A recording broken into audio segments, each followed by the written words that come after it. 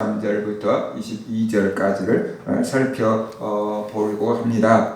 성전 미문에 앉아있는 이 안진뱅이를 베드로가 일으켜 세웠습니다. 그걸로 인해서 많은 사람들이 베드로와 요한을 주목했고 또 베드로와 요한이 전한 예수님을 믿게 되었습니다. 이것을 관리들이 알고 못마땅히 여겨서 베드로와 요한을 잡아서 신문을 합니다. 누가 너에게 이런 일을 할 수 있도록 권한을 주었느냐, 무슨 자격으로 이런 일을 했느냐라고 이렇게 신문을 합니다. 그때 베드로가 대답하죠. 우리가 이 병자를 고친 것에 대해서 묻는다면 너희들의 십자가에 못 박아 죽인 그 예수 그리스도를 하나님이 살리셨고 그 예수 그리스도 이름이 이 사람을 낫게 했다라고 이렇게 말했습니다. 그리고 건축자들이 버린 돌이 모퉁이에 머릿돌이 되었다는 그 말씀처럼 너희들이 십자가에 못 박아 죽인 예수 그리스도가 모퉁이에 머릿돌이 되었다라고 이렇게 말하면서 천하 인간에게 예수 이름 외에는 구원받을 만한 이름을 주신 적이 없다라고까지 선포를 했습니다. 베드로와 요한이 공회 앞에서 이렇게 담대하게 하나님의 말씀을 전하고 또 어떤 그 가르치는 사람들 못지않게 잘 가르쳤습니다. 그러자 그 신문하던 사람들이 놀랬다라고 말하고 있습니다. 베드로와 요한이 담대하게 말하는 것에 대해서 놀랬고 너무나도 옳고 타당한 말을 대답을 하기 때문에 반론할 말이 없어서 놀랐다라고 말하고 있습니다. 더 놀란 이유는 그들이 학문이 없고 배우지 못한 무식한 사람들로 알았는데 저렇게 똑똑하게 얘기를 하는 것을 보고 도대체 저 지혜가 어디서 왔단 말인가 하고 놀란 거죠. 당시 공부께나 하던 사람들은 이렇게 말하는 웅변술 같은 것을 배워서 얘기를 한 건데 이 사람들은 그런 걸 배운 적이 없는 어부 출신들이고 시골 출신들인데 자기들이 막 웅변하고 다닌 사람들 못지않게 말을 잘하고 변론을 잘하니까 도대체 저 사람들이 어떻게 저렇게 말을 잘하는 거야 라고 하면서 놀랬다라고 말하고 있습니다. 그들이 생각할 때는 베드로와 요한이 부들부들 떨면서 할 말을 더 제대로 하지 못할 줄로 알았는데 상상 이외의 얘기를 하고 담대한 모습을 보고 그들이 놀랐어요. 그리고 또 한 가지 베드로와 요한이 고친 사람이 멀쩡하게 나와서 베드로와 요한이 옆에 딱 서 있는 것을 보고 더 이상 비난할 말이 없었다. 기적이 일어났고 표적이 일어난 것이니까 그 증거가 분명하게 있기 때문에 더 이상 그것을 부인할 수가 없었던 거죠. 그래서 이제 고난하고 어려움 당한 사람들은 베드로가 요한이 아니고 그들을 신문했던 대제사장과 일과 간원들 이 사람들이 이제 혼란을 겪기 시작했어요. 어찌할 바를 알지 못해서 베드로와 요한을 공회에서 잠깐 내보내놓은 다음에 자기들끼리 의논을 하잖아요. 이걸 우리가 어떻게 해야 되겠느냐라고 지금 서로 묻고 있습니다. 저들을 통해서 표적이 나타나는 것을 예루살렘에 있는 사람들이 다 알고 있다. 우리도 부인할 수 없는 사실 아니냐. 그런데 이제 저들을 어떻게 해야 된단 말이냐라고 이렇게 이야기를 하죠. 그렇다고 뭐 큰 잘못을 저지른 것도 아니고 그러니까 우리가 저들을 어떻게 처단하면 좋겠는가라고 고민을 합니다. 그러다가 자기들이 내리는 결론은 이거였어요. 이 사람들을 불러서 더 이상 예수의 이름으로 병자도 고치지 말고 더 이상 예수의 이름으로 사람들을 가르치지도 못하게 하자. 협박해서 내보내자라고 이렇게 해서 결론을 지었죠. 베드로와 요한을 다시 불러놓고 그들에게 말합니다. 앞으로는 지금 이 일까지는 봐주겠다는 말이죠. 지금 이 일까지는 우리가 눈 감아주고 넘어가겠다. 앞으로는 더 이상 예수의 이름으로 사람을 고치지도 말고 예수의 이름을 가르치지도 말라라고 이렇게 협박을 하고 있습니다. 그러면 지금까지 있는 일은 덮어두마라고 하면은 베드로와 요한이 알았습니다 하고 아마 갈 줄로 생각한 것 같아요.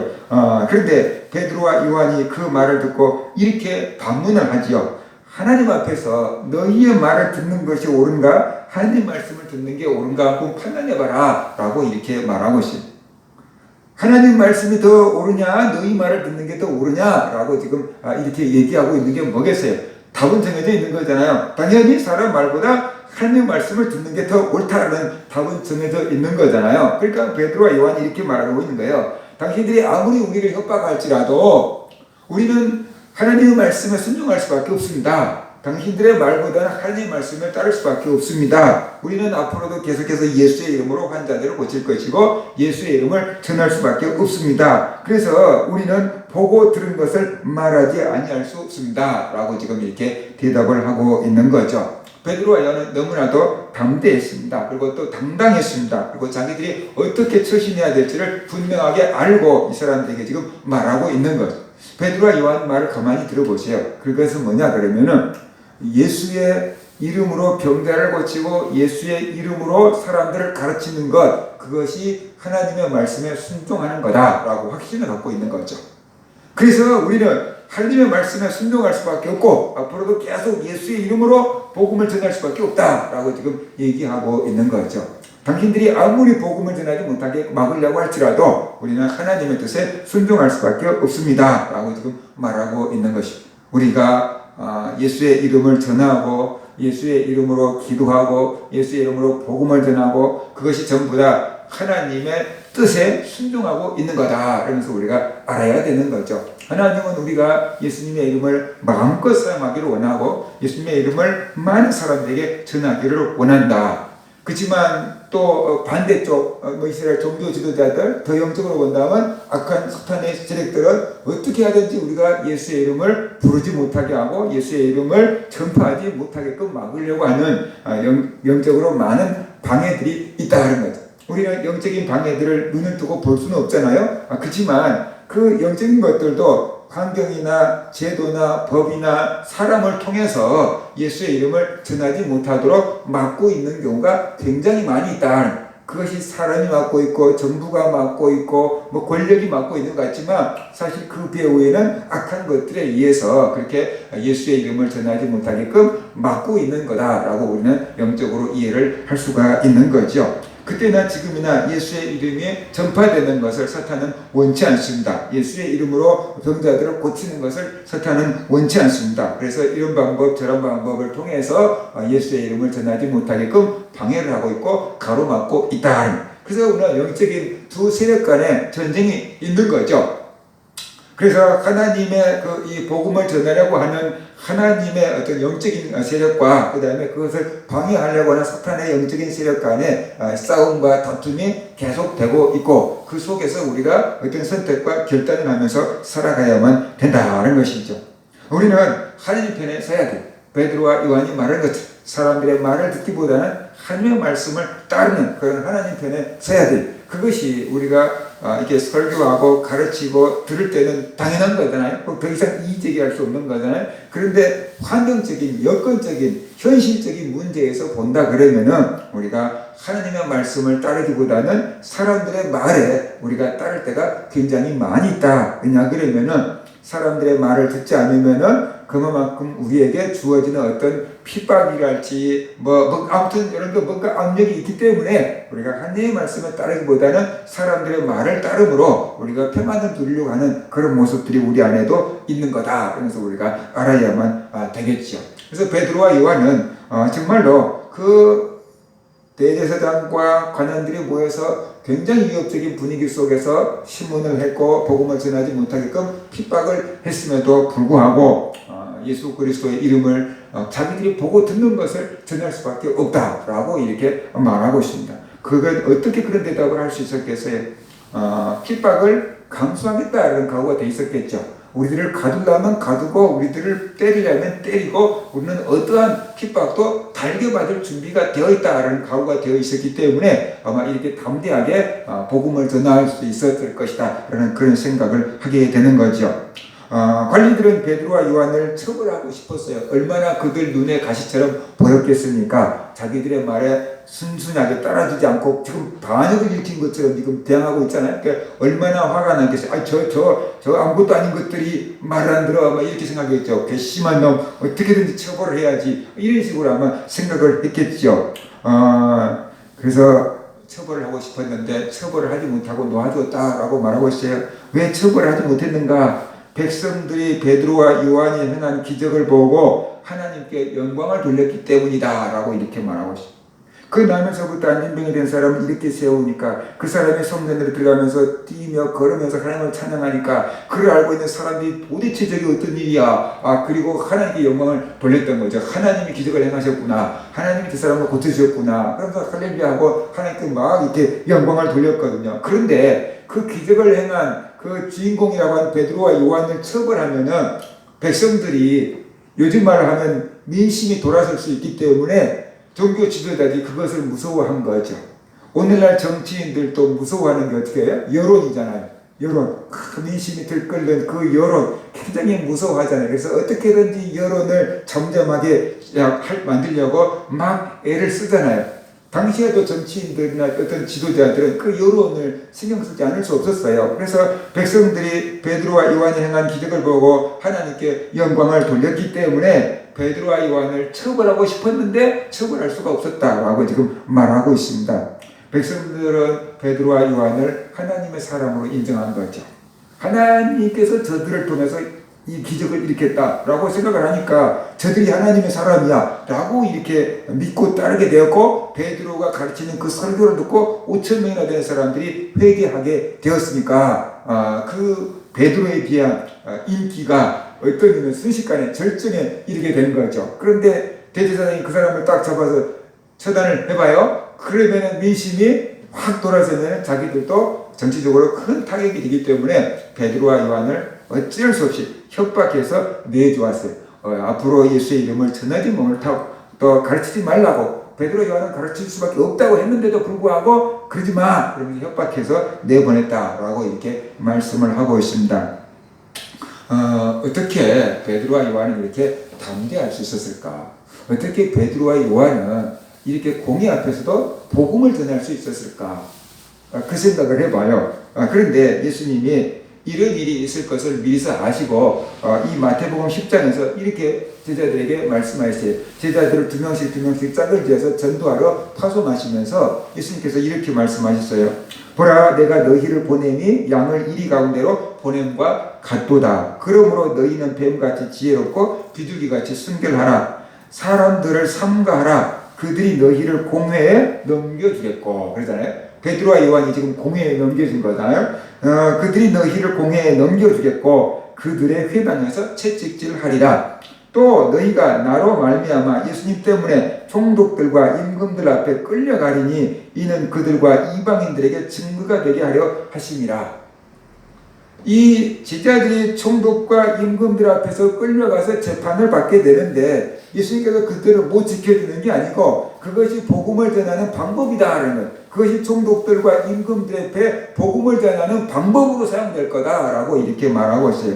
그리고 실제로 그 일을 한 사람이 바울이었잖아요. 사도 바울이었잖아요. 그가 유대에서 잡혀서 로마까지 호송되면서 많은 임금들과 총독들과 로마 황제에게 가서 재판을 받았는데 그때마다 바울은 자기가 다메섹 도상에서 만난 예수 그리스도의 부활에 대해서 설교를 하고 예수 그리스도가 그리스도라고 설교를 하고 부활 때문에 심판을 받는다라고 하면서 계속해서 복음을 전하게 되잖아요. 그래서 총독과 임금들과 로마 황제도 예수님의 부활의 복음을 듣게 하셨는데 그것이 바로 하나님의 계획 가운데 하나였다. 그러면서 우리가 알 수 있습니다. 우리는 하나님이 복음을 전할 때 그냥 순탄한 길, 형통한 길을 통해서 쫙 복음이 전해질 거로만 생각을 하는데 물론 그럴 수 있지요. 그런데 대개 복음은 많은 환난과 핍박과 고난 가운데서도 복음이 증거되게 하신 것, 그것이 하나님의 지금까지 해오신 역사 가운데 하나다. 그러면서 우리가 알아야 됩니다. 우리나라에도 복음이 들어올 때 우리나라 사람들이 순수하게 그만 아멘 할렐루야 하고 복음을 받아들인 게 아니고 우리나라에서 굉장히 많은 선교사들이 희생당하고 피를 흘리고 정말로 먼저 믿었던 이렇게 믿음의 선배들이 조상도 모르는 사람들이라고 참 많은 이렇게 가문에서 추출당하기도 하고 고난을 당하면서 이 땅에 교회가 이렇게 세워진 거지 않습니까? 그래서 그렇게 핍박을 당하는 가운데 사람들이 저들이 왜 저렇게 핍박을 받는데? 라고 하면서 저들이 믿는 게 뭐야? 라고 하면서 복음에 관심을 갖고 듣게 하는 것, 바로 그것이 하나님이 사용하시는 방법 가운데 하나다. 그러면서 우리가 알 수가 있습니다. 마태복음 10장 19절 20절 보면 예수님이 또 이렇게 말씀하고 있어요. 이게 너희를 넘겨줄 때, 너희가 공회에 잡혀서 심판받고 재판받을 때 어떻게 또는 무엇을 말할까 염려하지 말라 그러죠. 재판을 받으면 도대체 내가 어떻게 해야 돼? 무슨 말을 해야 돼? 뭐 이런 걱정을 할 텐데 어떻게 말할 것인지 무엇을 말할 것인지 염려하지 말라라고 말씀하셨어요. 그리고 그 이유를 이렇게 말씀하셨어요. 그때 너희에게 할 말을 주시리니, 재판을 받을 때 너희에게 할 말을 주실 거다. 그러니까 미리서 뭘 말을 할까 걱정하고 염려하지 마라 라고 이렇게 말하고 있습니다. 20절에 보면 말하는 이는 너희가 아니라 너희 속에서 말씀하신 이 곧 너희 아버지의 성령이시니라, 그렇게 말씀하고 계세요. 그러니까 제자들이 복음을 전하다가 공회에 잡혀서 재판을 받게 될 것을 예수님은 말씀을 미리서 하셨고, 그렇게 너희가 잡혀서 공회에 재판을 받게 될 때 무엇을 말하고 어떻게 말할까 걱정하지 마라. 너희에게 할 말, 대답할 말을 주실 것이다 라고 이렇게 얘기했어요. 그런데 그 대답할 말을 누가 주시는가? 너희 속에서 말씀하시는 이는 곧 너희 아버지의 성령이시니라. 성령님께서 대답할 말을 주신대요. 그러면은 우리가 예수님 때문에 핍박받고 재판을 받을 때 성령님께서 우리 안에서 막 음성을 들려주고, 너는 내가 한 말을 복창해 따라해라 그러면서 속에서 막 이렇게 막 말씀을 들려주실까요? 뭐 그럴 수 있겠지만 사도들은 그런 것 같지 않습니다. 이들에게 어떻게 대답해야 될 것인지 생각나게 해준 거죠. 1차적으로는 베드로와 요한이 담대하게 해준 거죠.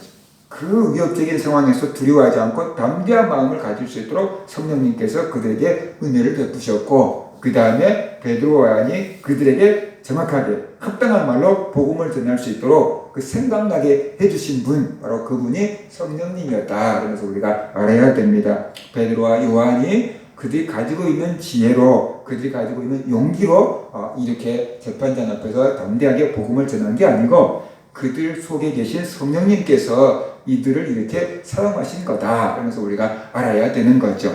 그들이 오순절날 성령을 받고 성령 충만했기 때문에 그들 속에 계신 성령님께서 그 두려움과 위협적인 상황 가운데서 평안한 마음을 얻을 수 있게끔 해주신 것입니다. 우리가 하나님께 은혜를 받을 때 가장 기본적으로 나타나는 심리적인 변화 가운데 하나가 마음이 평안해지고 기쁘다라는 거잖아요. 우리가 하나님께 은혜를 받으면 마음이 평안해지고 기쁨이 찾아오지요. 그처럼 이게 사도들에게는 하나님이 은혜를 베푸시고 성령으로 충만해지니까 이 두려운 상황 가운데서 담대할 수 있는 그런 믿음과 마음을 주셨던 것입니다. 그래서 담대하게 얘기하는 것을 보고 오히려 대제사장과 관리들이 깜짝 놀랐습니다. 그 다음에 두 번째로 성령님께서 그들의 마음 가운데 보고 들은 것을 깨닫게 하셨고 보고 들은 것을 전할 수 있도록 복음의 입을 열은 거죠. 그래서 입술을 열어서 그들에게 필요한 얘기를 할 수 있게끔 복음을 전할 수 있게끔 하신 분이 성령님이다. 그래서 우리가 알아야 됩니다. 우리가 하나님의 음성을 듣지를 못한다고 할지라도 우리가 성령이 충만하다고 한다면 하나님께서 우리에게 할 말을 생각나게 하시고 또 그 말을 통해서 하나님의 음성을 사람들이 듣게 하신다. 그래서 우리가 알아야 되겠습니다. 우리들이 구할 것은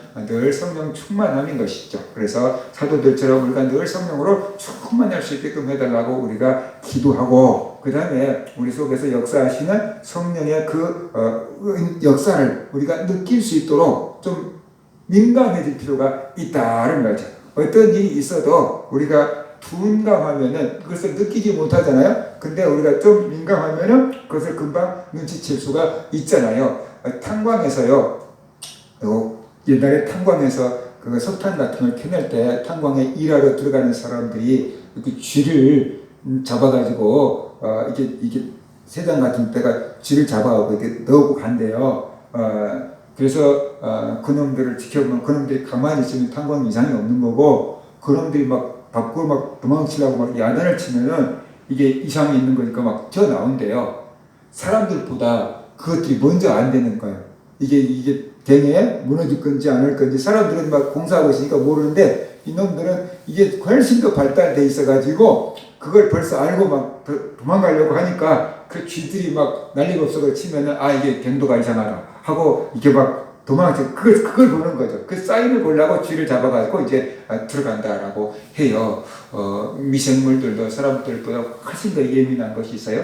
우리가 영적으로 민감하면은 하나님께서 우리 속에서 일하시는 것을 우리가 조금 더 빨리 캐치할 수가 있다는 것입니다. 늘 성령의 충만해서 담대하고 평안한 가운데서 예수 그리스도를 믿을 수 있기를 바라고 늘 또 성령의 충만해서 하나님 주신 지혜를 가지고 또 복음을 전하며 살아가는 그런 성도들 되시기를 주의 이름으로 축원합니다.